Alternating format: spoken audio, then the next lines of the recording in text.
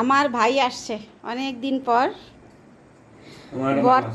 ভর্তা খাবে বলছে। আমি কি ভর্তা করলাম?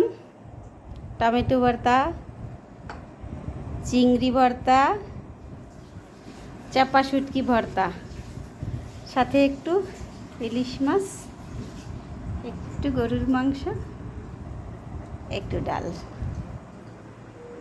আর কবে খাওয়াবো? ভাই তো বিয়ে করলে পর হয়ে যায়।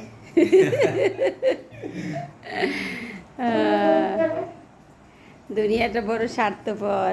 ভাইরা বিয়ে করলে পর হয়ে যায়। কেন? মন মানসিকতার উপর ডিপেন্ড করে। আর অনেকে ব্যস্ত হয়ে যায়, ব্যস্ততার কারণে। হ্যাঁ, সেটাই।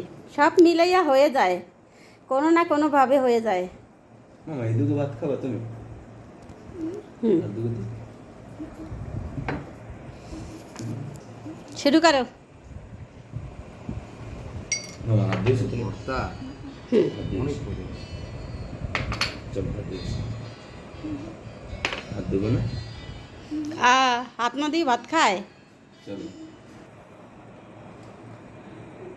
রাখি সাব্বির রেসিপি। ভাত এত কম আবার নিছো তুমি? কবে আসবে? আর বিয়ে করলে তো আসবেও না। আলিশাও বড় হয়ে যাবে, তখন আর এত আদর করতেও পারবে না, কোলে উঠতে পারবে না, খাওয়াইয়াও দিতে পারবে না।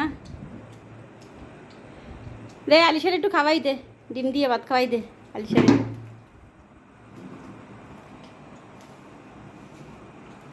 মামার আদর না, সাব্বিরই সবসময় খাওয়াই দেয়, আলিশা এটা বলে। কাকার থেকেও মামার আদর মজা। হ্যাঁ হয়েছে, এখন খাও, না। খা এখন, খা তুই খা।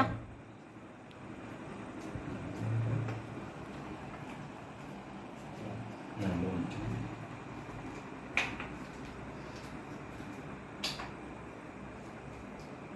কি ফ্যান বাড়াচ্ছেন?